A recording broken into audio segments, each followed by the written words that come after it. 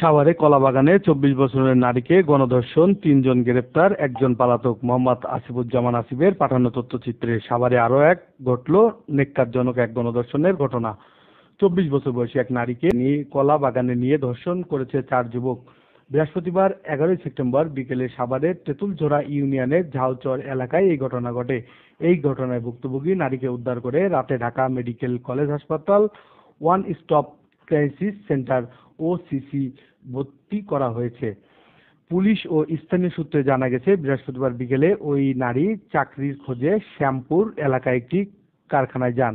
কাজের বিষয়ে কথা বলে বাসায় ফেরার পথে ঝাউচর এলাকার পৌঁছালে হঠাৎ তাকে জোরপূর্বক টেনে হিঁচড়ে পাশে একটি কলাবাগানে নিয়ে যায় ৪ যুবক। সেখানে দক্ষিণ মেন্টা এলাকায় শরীফ হোসেন, আবুল কাশেম, ঝাউচর উত্তরপাড়ার রাসেল ও দক্ষিণ মেন্টার সোহাগ মিয়া মিলে পালাক্রমে ধর্ষণ করে।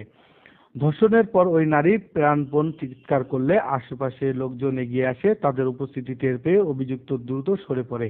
পরে স্থানীয়দের সহায়তায় ভুক্তভোগী নারীকে উদ্ধার করা হয়। রাতে ভুক্তভোগী নারী সাভার মডেল থানায় গিয়ে ৪ জনের নাম উল্লেখ করে নারী ও শিশু নির্যাতন দমন আইনে মামলা করেন। অভিযোগ পাওয়ার সঙ্গে সঙ্গে পুলিশ অভিযানে নামে। সাভার মডেল থানার ওসি জুয়েল মিয়া জানান, এই ঘটনায় জড়িত ৩ জন শরীফ হোসেন, আবুল কাশেম ও রাসেলকে গ্রেপ্তার করা হয়েছে। পলাতক আসামি সোহাগ মিয়াকে ধরতে অভিযান চলছে।